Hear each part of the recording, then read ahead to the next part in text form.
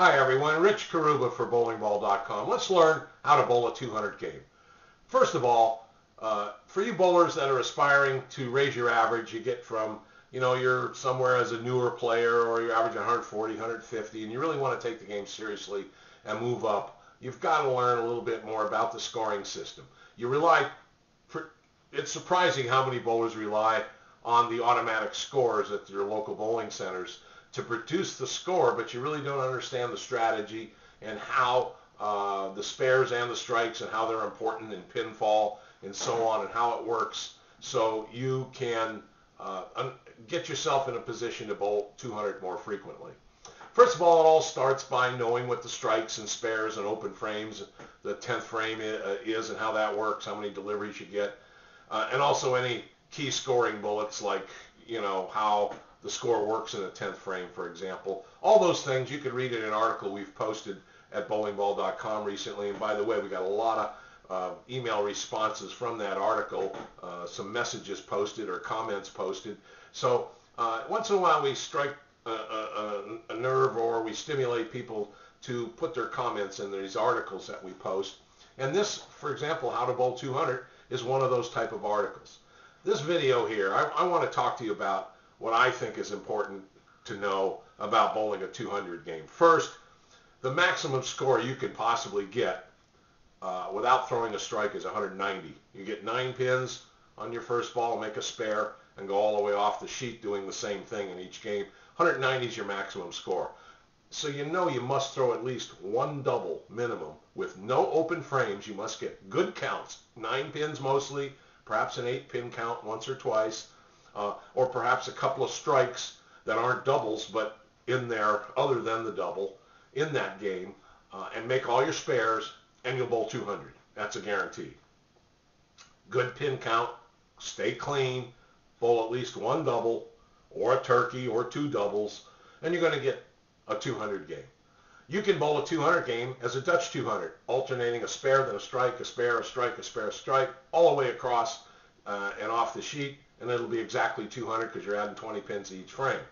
So the pin count is irrelevant because you're always working on a strike and you get 2 deliveries, don't you? So understanding how the scoring system works for strikes and spares and understanding how to project how doubles and turkeys work in scoring is going to help you understand what it takes to get to 200 more frequently. There's many ways of rolling 200. One thing that I like to do is every time I have an open frame, I like to know that I got to get one double to essentially offset that open frame as if I had made a spare in that frame instead of an open frame. So one double puts you back to par on a spare, making your spares, but you need 2 doubles then in order to have a chance at a 200 game, 2 doubles or a turkey. So every open frame sets you back where you got to get one double to recover as if you got a spare, and then go get another double or more in order to roll a 200 game. And it's also good to understand that, if you can project your scores by mentally and visually striking a game out from middle of the game, that helps you as a strategy in competition, doesn't it? If you're bowling against your opponent for a point, a match point in league play, for example, or in a tournament, and you're pretty close, and you want to make sure that you beat the opponent, you can see up there, if I bowl 3 strikes in a row and make 2 spares and finish the game, what will my score likely be? All those things you got to project so you can see how far you are relative to your opponent's score and what it takes to possibly maximize the benefit of scoring in your game and put pressure on your opponent to win that game. So all those things are implied in learning how to keep score, just not relying on the automatic score. So I hope some of this helps you. By the way, did you know that if you have 5 open frames in a row to begin a game, for example, 5 open frames, you just cannot bowl 200. You strike the game out, you just cannot bowl 200. So you have to have 4 open frames is the most that you can get, and with decent pin counts, like 9 out or 8 out in most of those frames. And then if you strike the game out, you can bowl 200. So there's limitations for how many minimum strikes you can get, and also how many open frames you can afford, in order to bowl a 200 game. It's good to know the maximum and minimum ranges so you know what you can do and where you're at in the middle of any given game. All that is based on strategy, and all that is all derived from understanding the scoring system.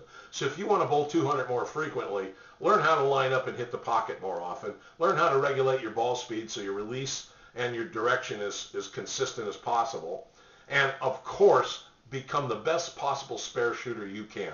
Because unless you're a real good spare shooter, it's very difficult to raise your average, get higher scores consistently, and to break the 200 barrier more often than you're doing now.